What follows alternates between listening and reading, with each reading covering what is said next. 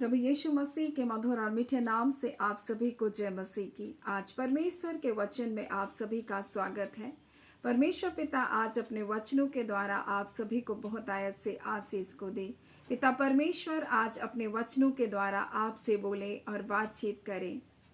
गेत्सेमनी बाग की प्रार्थना को आज हम मरकुस उसके 14वें अध्याय से हम देखेंगे, जो हमको मिलता है 32 से लेकर के हम इसको 42 तक देखेंगे।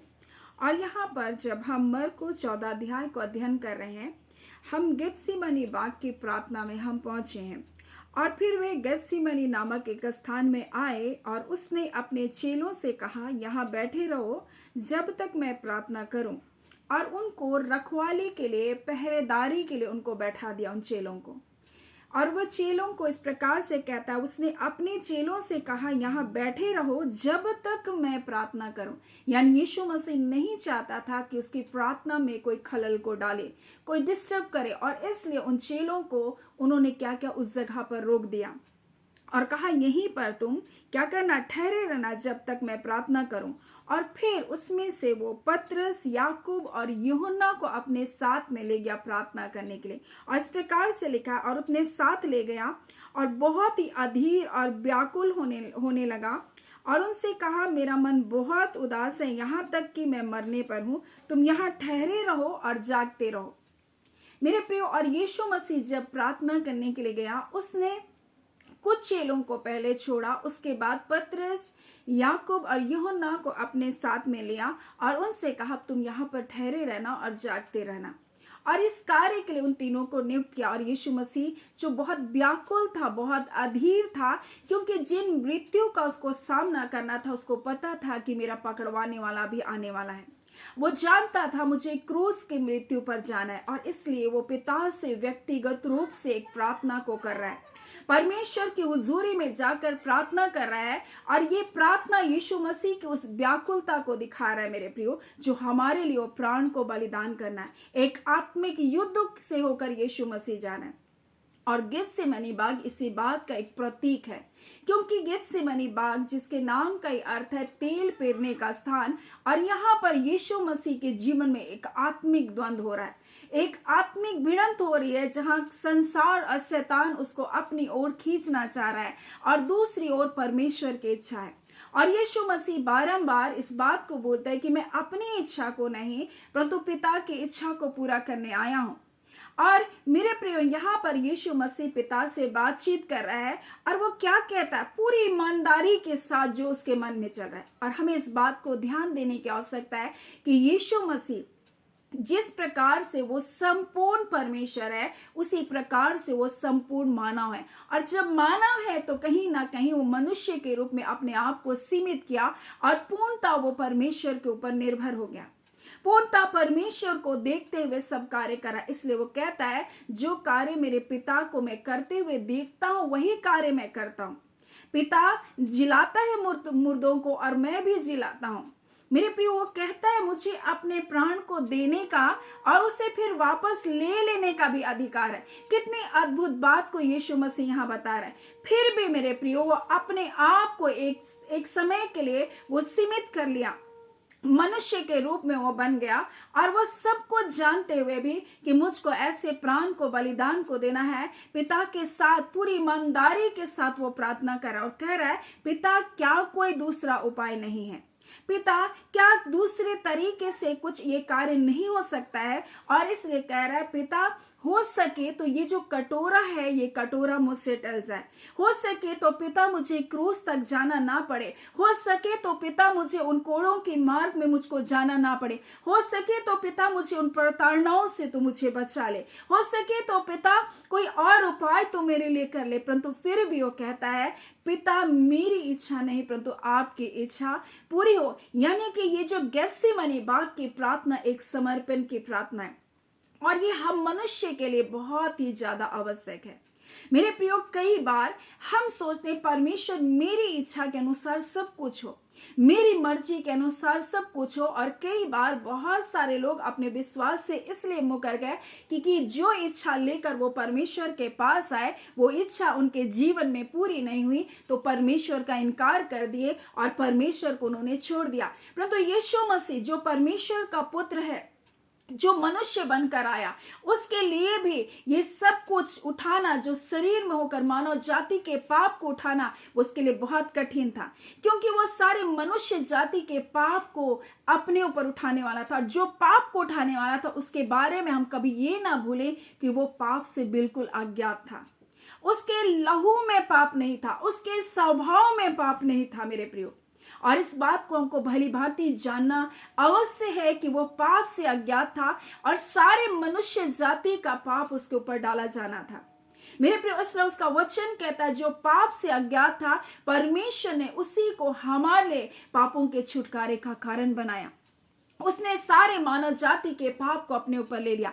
आज जो कोई भी उसकी ओर देखता है, अपने पापों को मानता है, वो क्षमा करने के लिए आज भी दयालु है मेरे प्रियो। और इस समय जब अपने चेलों के पास आया तो इस प्रकार से वो देखता है, और यहाँ इस प्रकार से लिखा, और अपने साथ गया और अपने साथ वो याकूब, पतरस और यूहन्ना को अपने साथ ले गया। बहुत ही अधीर और व्याकुल होने लगा और उसने कहा मेरा मन बहुत उदास है, यहाँ तक कि मरने पर हूं। बोल रहा है मुझको ऐसा लग रहा है कि मैं मर जाऊंगा अभी, इतना उसके अंदर व्याकुल था। अगर कोई व्यक्ति बोले कि मेरा जान निकलने पर है तो आप समझ सकते हो कि उसके अंदर की पीड़ा क्या होगी।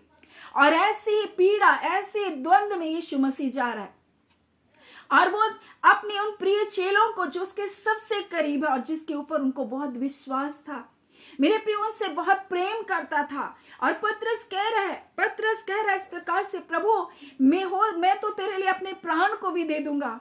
और पतरस को जब अपने साथ ले गया, याकूब और यूहन्ना को जो उसका प्रिय चेला अपने साथ ले गया, उससे कहा यहीं पर तुम जागते रहो। परंतु जब वो प्रार्थना करके आया, इस प्रकार से लिखा है यहीं ठहरे रहो और जागते रहो।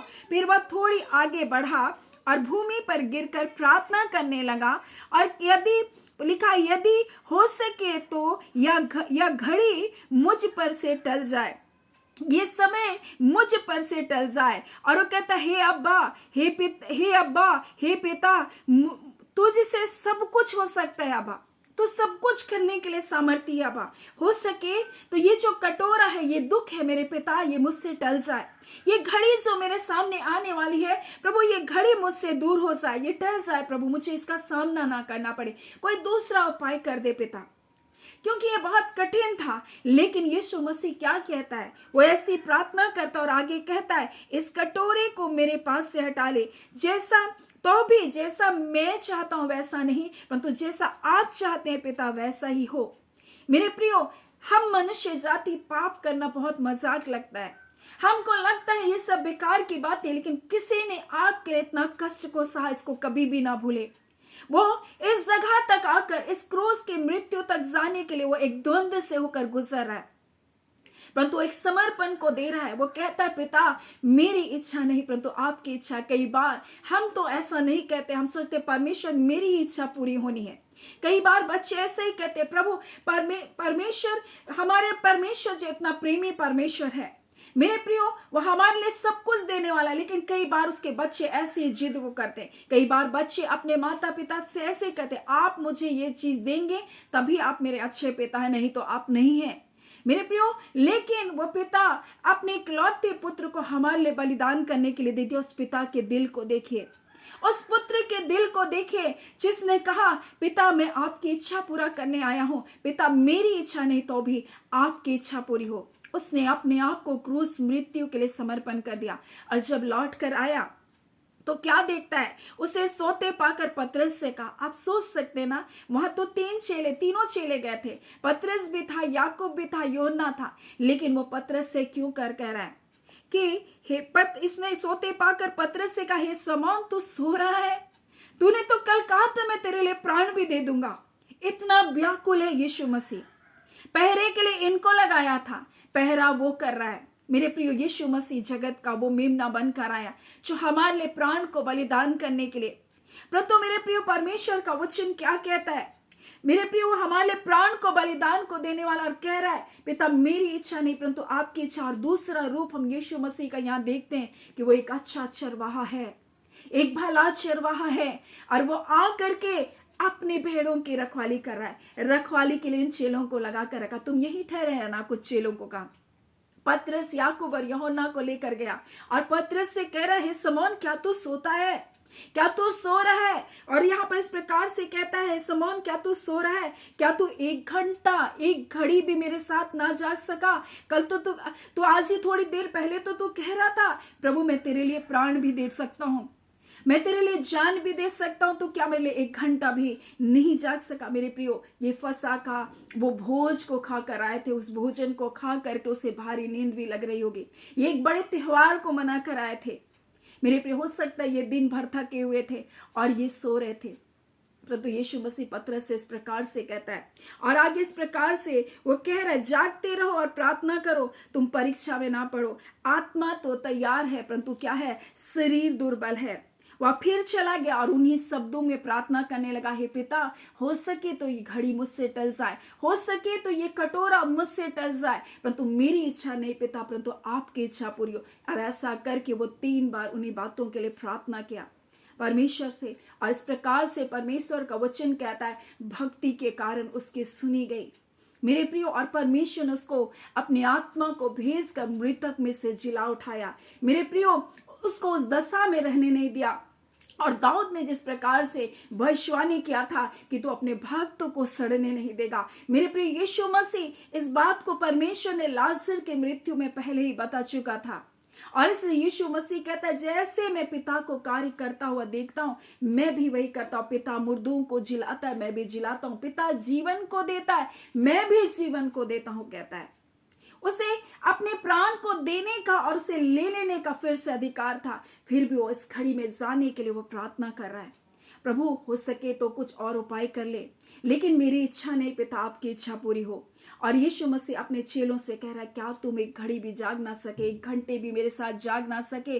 देखो मेरा पकड़वाने वाला आ गया। इसलिए कहता है जागते रहो कि तुम परीक्षा में ना पड़ो। मेरे प्रियो आज कई प्रकार की परीक्षाएं हमारे जीवन में लेकर आता है। कई इनकार करने की परीक्षा, परमेश्वर की योजना से दूर होने की परीक्षा मेरे प्रियो, और अधिकतर परीक्षा हमें परमेश्वर की मर्जी से दूर ले जाने के लिए शैतान लेकर आता है मेरे प्रियो। वो कठिन समय होता है जहां हम अपनी मर्जी को भी देखते हैं और जहां परमेश्वर की आज्ञा को भी देखते हैं, जहां हम संसार के चकाचौंध को भी देखते हैं और दूसरी ओर परमेश्वर की मर्जी को भी देखते हैं मेरे प्रियो। ये सरल था यीशु मसीह के लिए अपने पांव को पीछे ले जाना और अपने प्राण को ना बलिदान करना। ये सरल था। शैतान उससे कह रहा था मेरे सामने झुक जा, मैं तुझे सारा संसार दे दूंगा, लेकिन यीशु मसीह ने परमेश्वर की इच्छा को चुना। उसने कहा पिता मेरी इच्छा नहीं परंतु आपकी इच्छा। मेरे प्रियो आज हमारा क्या, आज हमारा जीवन कैसा है? क्या हम परमेश्वर की इच्छा में समर्पित है? मेरे प्रियो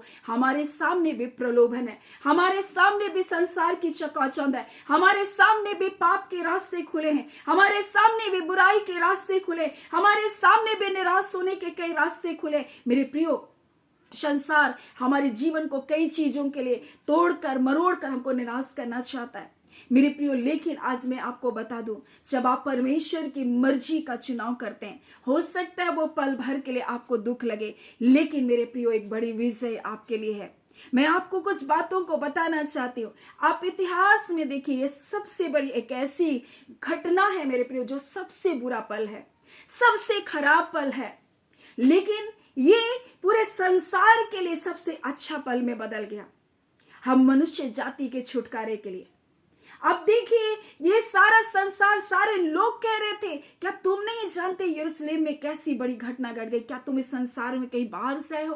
क्या हुआ है? क्या तुम नहीं जानते? ये सबसे बुरा पल था, लेकिन आज मेरे प्रियो ये सबसे अच्छा पल हम मनुष्य जाति के लिए बन गया। आज आपके जीवन में सबसे दुख का पल, सबसे बुराई जो शैतान आपके जीवन में करता है मेरे प्रियो उसको भी बदलकर परमेश्वर आपकी भलाई में बदलने के लिए सामर्थ्य है मेरे प्रियो। अगर आपको ऐसा लगता है कि ये शैतान दुष्ट ने मेरे साथ ऐसा बुरा कर दिया, इससे बुरा पल कुछ भी नहीं, तो आप क्रूस को नहीं जानते मेरे प्रियो। क्रूस एक सबसे बुरा पल था उस समय के लिए। एक बुरी घटना थी यीशु मसीह का क्रूस पर चढ़ाया जाना, लेकिन वो सबसे अच्छे पल में आज बदल गया। आज चाहे दुष्ट लोग चाहे कुछ भी क्यों ना करे, लेकिन वो हमारे लिए भलाई में बदल जाएगी। अगर आप परमेश्वर के संतान है, आपका बाल भी बांका ना होगा। मेरे प्रियो, परमेश्वर का वचन क्या कहता है? गौरैयों को देखो, वो बिना परमेश्वर की अनुमति के भूमि पर नहीं गिरते। तुम्हारे सिर के एक एक बाल भी गिने हुए हैं। हमारे एक बुरा भी नहीं हो सकता मेरे प्रियो। परमेश्वर के हाथों में हमारा जीवन है। परमेश्वर हमारे संभालने वालों में है। परमेश्वर हमारा रक्षक है। परमेश्वर हमारा अच्छा गरेड़िया है, और वो अच्छा गरेड़िया, अच्छा चरवाहा बनकर अपने भेड़ों को देखने आ रहा है। और वो कह रहा है अपने चेलों को, क्या तुम एक घड़ी भी नहीं जाग सके? उसे इतने कठोर समय में, चाहे उसको मृत्यु की वेदना है, अपने चेलों की चिंता है। वो हमारा अच्छा चरवाहा, इसलिए यूहन्ना 10:11 में लिखा, मैं अच्छा चरवाहा हूँ। अच्छा चरवाहा अपने भेड़ों के लिए अपने प्राण को देता है। वो हमारा अच्छा चरवाहा है, हमें हरी हरी चराइयों में लेकर जाने वाला प्रभु है। वो हमारा अच्छा चरवाहा है, हमें सुखदाई जल के झरने के पास ले जाने वाला वो हमारा प्रभु है। मेरे प्रियो, आज वो अच्छा चरवाहा इस विभिन्न इन कठिनाइयों को वो देखकर वो परमेश्वर से प्रार्थना कर रहा है। फिर भी एक समर्पण की प्रार्थना उसने किया, और हमें सिखाया कि हम अपने कठिन समयों में भी हम समर्पण देना सीखें। हम परमेश्वर के हाथों में अपने जीवन को सौंपना सीखें। हम परमेश्वर की मर्जी में अपने जीवन को दे दें। हाँ, हमारे लिए उन चेलों के सामने समान कई बार हम दुर्बल होते हैं। हम भी ऐसे प्रार्थना में हम जाग नहीं सकते हैं, तो क्या? तो परमेश्वर का वचन हमें इस प्रकार से कहता है, वो हम जब निर्बल होते हैं तब उसका आत्मा हमें सामर्थ्य देता है। और इसलिए उसका वचन क्या कहते हैं? पौलुस प्रेरित से कहता है, तुम्हारी निर्बलता में मेरी सामर्थ्य सिद्ध होती है। जब हम निर्बल होते हैं, आत्मा आप ही हमारे लिए आहें भर भर कर हमारे लिए प्रार्थना करता है। परमेश्वर अपने वचन को हमें दिया, और उसने कहा, जब तुम निर्बल होगे, मेरी सामर्थ तुम पर छाया करेगी, मेरा सामर्थ तुम पर कार्य करेगा। मेरे प्रियो, परमेश्वर का वचन कहता है, जब हम निर्बल होते हैं, आत्मा आप हमारी निर्बलताओं में हमारे आहें भर भर कर प्रार्थना करता है। इतना ही नहीं, इब्रानी में यीशु मसीह इस प्रकार से उसके बारे में लिखा है, और इसलिए जो उसके द्वारा परमेश्वर के पास आते हैं उनका पूरा पूरा छुटकारा करता है, पूरा पूरा उद्धार कर सकता है, क्योंकि वह उनके लिए विनती करने को सर्वदा जीवित है। आज हमारा यीशु मसीह जीवित है मेरे प्रियो, हमारे पिता से प्रार्थना करता है। उस समय यीशु मसीह के साथ कोई जागने के लिए, कोई प्रार्थना करने के लिए तैयार नहीं था, क्योंकि वो अपनी दुर्बलताओं में थे। लेकिन आज हमारे लिए हमारा पवित्र आत्मा है, आज हमारे लिए हमारा यीशु मसीह है मेरे प्रियो। और इसलिए हम जब परमेश्वर के साथ, उसके वचन के साथ जब एक हो जाते हैं मेरे प्रियो, परमेश्वर का वचन कहता है, इस पृथ्वी में दो जन अगर एक हो जाएंगे और जो प्रार्थना करेंगे उस स्वर्ग में होगा। हम और पवित्र आत्मा मेरे प्रियो, जब हम एक हो जाते, उसके वचन के साथ एक हो जाते हैं मेरे प्रियो, स्वर्ग में हर बातें पूरी हो जाएगी। और दो जन इसी बात को दिखाता है, परमेश्वर का वचन जो यीशु मसीह, उसके साथ जब हम सहमति में आ जाते हैं, हर वो बातें हमारे लिए स्वर्ग में पूरी होती है। आज परमेश्वर पिता अपने वचन के द्वारा हमें गेत्सेमनी बाग के बारे में हमें बताया, जहाँ यीशु मसीह ने परमेश्वर के इच्छा में अपने आप को समर्पित कर दिया। क्या आज हम अपने जीवन में, हमारे जीवन में अगर कोई ऐसा द्वंद्व है, कोई ऐसी परेशानी है, कोई ऐसी बातें हैं जहां हमारे लिए प्रलोभन है, जहां हमारे लिए पीछे मुड़ने का रास्ता है, क्या हम एक समर्पण को दे सकते हैं? हम कह सकते हैं, प्रभु मैं अपने जीवन को आपके हाथों में सौंपती हूँ, मेरी इच्छा नहीं परंतु आपकी इच्छा पूरी हो। मेरे प्रियो, यीशु कह रहा है, प्रभु सिधाई के साथ, सच्चाई के साथ, प्रभु हो सके तो ये कटोरा टल जाए, ये क्रूस टल जाए, लेकिन फिर भी मेरी इच्छा नहीं परंतु आपकी इच्छा। मेरे प्रियो, आज ये समर्पण आज हम सबको देने की आवश्यकता है। हर बात, हर परिस्थिति, हर हालात में मेरे प्रियो, परमेश्वर के रास्ते अगम्य हैं। कई बार हम उन रास्तों को नहीं समझ सकते, लेकिन परमेश्वर जिन रास्तों पर लेकर जाता है, निश्चय उन रास्तों में हमारे लिए बड़ी विजय है। परमेश्वर पिता इन वचनों के द्वारा आप सभी को बहुत आयत से आशीष को दे। आमीन। आइए हम प्रार्थना करेंगे। धन्यवाद देते हैं जीवते सच्चे सामर्थ्य पिता परमेश्वर, प्रभु यीशु के नाम से अब हम आपके निकटता में आते हैं। हम आपके शुक्रगुजार हैं खुदान परमेश्वर, आज के सुंदर कलाम के लिए पिता, हम सबसे बोलने और बातचीत करने के लिए पवित्र आत्मा हम आपके शुक्रगुजार हैं पिता परमेश्वर। प्रभु जी, आज इस वचन के अनुसार प्रभु जी, प्रत्येक परमेश्वर जो अपने जीवन में किसी न किसी द्वंद्व से, किसी न किसी आत्मिक लड़ाई से, विचारों की लड़ाई से होकर गुजर रहे पिता, आज खुदान परमेश्वर आपके सन्मुख अपने आप को समर्पित समर्पण करने वाले बन सके और कह सके पिता मेरे जीवन में मेरे स्वर्ग के पिता सिर्फ आपकी इच्छा पूरी हो। खुदा परमेश्वर, और आप जिस रास्ते पर लेकर जाएंगे पिता, हाँ पिता उन रास्तों में परमेश्वर निश्चय अपने लोगों के लिए एक बड़ी विजय है। हाँ पिता परमेश्वर आपका धन्यवाद देते हैं। अब परमेश्वर हम इस घड़ी एक एक व्यूवर्स पिता परमेश्वर जितने रोग दुख बीमारी में, हम उनके लिए प्रार्थना करते खुदा प्रभु। आपके वचन में इस प्रकार से लिखा है प्रभु जी, आप अपने वचन को भेज कर चंगा करते हैं, क्योंकि खुदा यीशु आपके कोड़े खाने से ये चंगेगा। आज हम उस चंगाई की घोषणा एक प्रिय जनों के लिए करते हैं, चाहे वो किसी भी प्रकार से कोई भी बीमारी का क्यों ना नाम हो, परंतु यीशु तेरे नाम के द्वारा प्रभु जी हर बंधन तोड़ा जाए प्रभु जी। हर प्रकार के कैंसर, एड्स परमेश्वर, चमड़े के रोग प्रभु, हड्डियों की समस्या, नसों की समस्या, मुंह के छाले प्रभु जी, आंखों की समस्या, सर के परमेश्वर पिता प्रभु जी लेकर पैर की नख तक परमेश्वर जितने परमेश्वर रोग है यीशु के नाम से इसी घड़ी नष्ट होने पाए। ओ पिता परमेश्वर एक एक अवयव जो काम नहीं करे यीशु के नाम से काम करना प्रारंभ करने पाए। हाँ पिता परमेश्वर एक एक हड्डियों के दर्द, एक एक नसों की सूजन खत्म होने पाए। हाँ पिता जहां जहां सूजन है प्रभु जी, ओ यीशु के नाम से इसी घड़ी प्रभु जी आप चंगा करे। आपका धन्यवाद खुदान परमेश्वर पिता, एक एक जन के बच्चों के, जवानों को प्रभु जी, बेटे बेटियों को, बुजुर्ग माता पिता को, मेरे प्रिय भाई बहनों को पिता आपके हाथों में सौंपते, अपने पवित्र लहू में ढांपे, अपनी कुशलता अपनी भलाई से प्रत्येक जनों को तृप्त करे। हम सब बाल लोगों के लिए पिता परमेश्वर आपके कल्याण की, आपकी कुशलता की, आपकी सुरक्षा की घोषणा करते हैं। धन्यवाद पिता परमेश्वर, आपने प्रार्थना को सुना। प्रार्थना आपके बेटे हमारे प्रभु यीशु के नाम से हम मांगते हैं। दया सुने, अनुग्रह से ग्रहण कर लीजिएगा। आमीन। परमेश्वर पिता आप सभी को बहुत ऐसी आशीष को दे। आमीन।